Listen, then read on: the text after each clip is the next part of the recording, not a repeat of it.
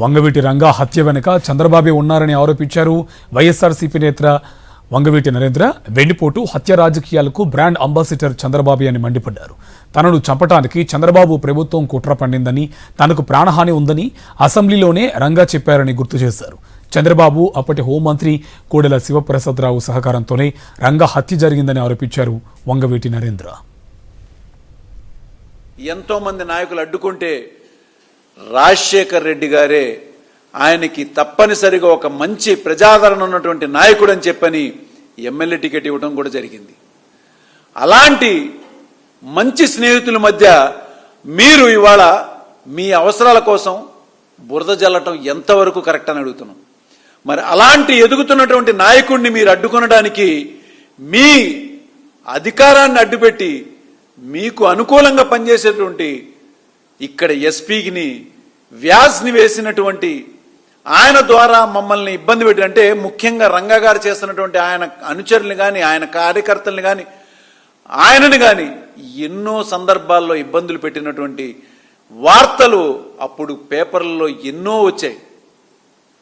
తర్వాత ఆయనకి రోజు రోజుకి అందుతున్నటువంటి ప్రజాదరణను చూసి ఏదో ఒక విధంగా ఈయనని తుదముట్టించాలని చెప్పని ప్రయత్నం చేసిన విషయం అందరికీ తెలుసు.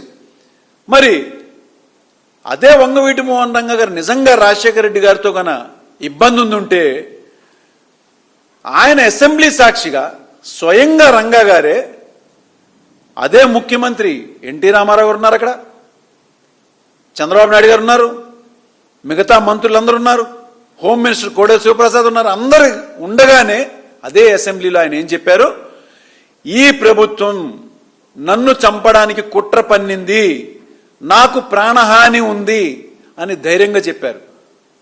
మరి అదే రాజశేఖర రెడ్డి గారి వల్ల ఉండుంటే చెప్పేవాళ్ళు కదా, నాకు రాజశేఖర రెడ్డి గారి వల్ల కూడా ఉంది ప్రాణహాని ఉందని.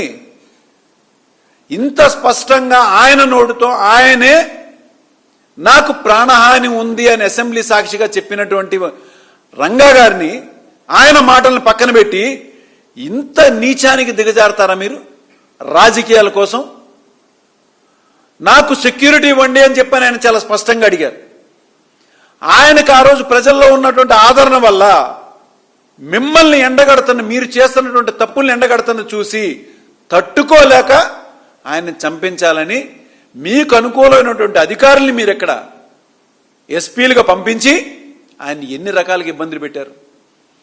దాని ద్వారా ఆయనకి వస్తున్న రోజు రోజుకి ఇంకా మీరు చేస్తున్నట్టు తప్పుడు పనులకి ఆయనకి ప్రజాదరణ పెరిగేసరికి ఇంకా మీరు పోలీస్ డిపార్ట్మెంట్లో కూడా ఈయనకు అనుకూలమైనటువంటి వ్యక్తులు ఉన్నారని చెప్పని దాదాపు 350 మందికి పైన ఉన్నటువంటి పోలీసు వాళ్ళను కూడా ఈ కృష్ణా జిల్లా నుంచి మీరు బదిలీ చేయడం జరగలేదా? 6 నెలల క్రితమే ఆయన చంపడానికి ప్రయత్నం చేసిన 6 నెలల క్రితమే ఇవన్నీ జరిగినాయి. ఆ విషయాన్ని కూడా అప్పుడు జూలైలో జరిగినటువంటి కాపునాడు యొక్క మీటింగ్లో ఈ యొక్క ప్రస్తావన, అనేక అంశాల్లో ఈ యొక్క ప్రస్తావన కూడా రాలేదా? ప్రతి ఒక్కదానికి స్పష్టంగా అన్నిటికీ కూడా ఆధారాలతో సహా ఉన్నాయి. అదే రంగా గారిని ఎస్పీ వ్యాస్ గారు నేను డైరెక్ట్గా ఉంటే ఇది సాధ్యం కాదని ఆయన బదిలీ అయ్యి గిరీష్ కుమార్ గారిని అక్కడ పెట్టి కోడెల శివప్రసాద్ గారు అప్పుడున్నటువంటి హోంమంత్రి ఎస్పీ వ్యాస్ వీళ్ళిద్దరూ కలిసి కుట్ర పన్ని మరీ చంద్రబాబు నాయుడు గారి యొక్క ప్రోద్బలంతోనే ఆ రోజు రంగా గారిని చంపించారు. చంపించిన తర్వాత ఏం చేశారు? ఆ కేసుని ఇక్కడ లోకల్లో ఉన్నటువంటి నాయకులు, వీళ్ళ మధ్య వర్గ విభేదాలు ఉన్నాయి, తగాదాలు ఉన్నాయి, గ్రూపు తగాదాలు ఉన్నాయని చెప్పని ఇక్కడ ఉన్నటువంటి దేవినేని నెహ్రూ వాళ్ళ అనుచరులను అందరినీ కూడా ఆ కేసులో మీరు ఇరికించారా లేదా? అసలు కృష్ణా జిల్లా నుంచి ఒక్క వ్యక్తి కూడా ఆ యొక్క మర్డర్ కేసులో లేడు. ఎందుకంటే రంగా గారి యొక్క మర్డర్ని 25 అడుగుల దూరం నుంచి చూసినటువంటి వ్యక్తిని నేను. అప్పుడు నాకు 15 సంవత్సరాలు.